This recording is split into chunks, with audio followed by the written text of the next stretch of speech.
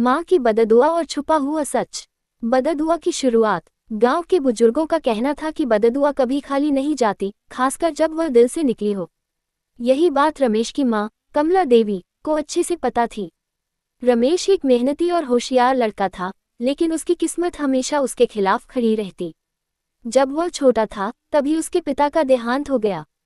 उसकी माँ ने मेहनत मजदूरी करके उसे पाला, लेकिन गरीबी ने हमेशा उनका साथ नहीं छोड़ा।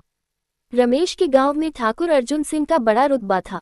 वह अपने धन और शक्ति के कारण गांव वालों पर अत्याचार करता रहता। गरीबों की जमीन हड़पना, उनके साथ दुर्व्यवहार करना उसकी आदत थी। एक दिन उसने कमला देवी की छोटी सी जमीन भी हथिया ली, जिस पर वह खेती करके गुजारा करती थी। जब कमला देवी ने विरोध किया तो अर्जुन सिंह ने उसके सामने ऐसी शर्त रखी जिसे सुनकर वह सन्न रह गई। उसने कहा, अगर तेरा बेटा रमेश मेरी बेटी नीलम से शादी कर ले तो मैं तेरी जमीन लौटा दूंगा। कमला देवी को यह सौदा मंजूर नहीं था। नीलम एक बिगड़ी हुई अमीर लड़की थी, जो गांव के गरीबों को हिकारत की नज़र से देखती थी।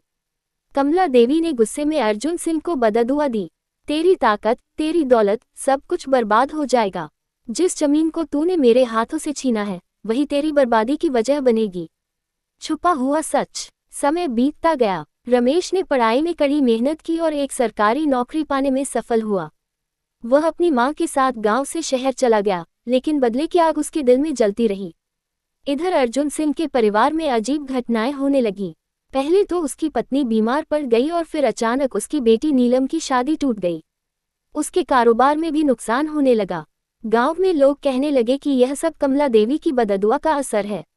एक दिन रमेश को एक गुप्त दस्तावेज हाथ लगा, जिसमें अर्जुन सिंह के काले कारनामों का पूरा ब्यौरा था।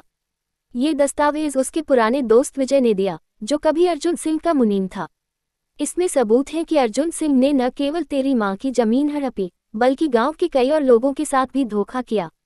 अब ये सब पुलिस के पास जाएगा, विजय ने कहा। रमेश ने दस्तावेज को जिला कलेक्टर के पास पहुंचा दिया। अगले ही दिन अर्जुन सिंह पर मुकदमा दर्ज हो गया। बदले की आग। जब पुलिस अर्जुन सिंह को गिरफ्तार करने आई तो उसके घर में हंगामा मच गया। नीलम अपने पिता को बचाने के लिए पुलिस से भी भिड़ गई, लेकिन कोई फायदा नहीं हुआ। कमला देवी ने यह खबर सुनी तो उसकी आंखों में आंसू आ गए। वह भगवान के आगे हाथ जोड़कर बोली, मैंने इसे बददुआ दी थी, लेकिन अब मेरा मन कहता है कि इसे माफ कर दूं। रमेश ने अपनी मां का हाथ पकड़ा और कहा, नहीं मां, यह इंसाफ है, बदला नहीं। जो गलत किया है उसकी सजा तो मिलनी ही चाहिए। कमला देवी ने गहरी सांस ली और कहा, शायद तू सही कह रहा है बेटा, लेकिन बददुआ से ज्यादा ताकत माफी में होती है। नया सवेरा। अर्जुन सिंह को उसके किए की सजा मिली। उसकी संपत्ति जब्त कर ली गई और गांव के गरीबों को उनकी जमीन वापस मिल गई। रमेश ने गांव लौटकर अपने लिए एक नया मकान बनवाया और अपनी मां के साथ सुख शांति से रहने लगा। इस कहानी से एक बात साबित होती है, किसी का किया हुआ अन्याय कभी ना कभी उसके सामने जरूर आता है। मन की बददुआ हो या छुपा हुआ सच, दोनों ही अपना असर दिखाते हैं।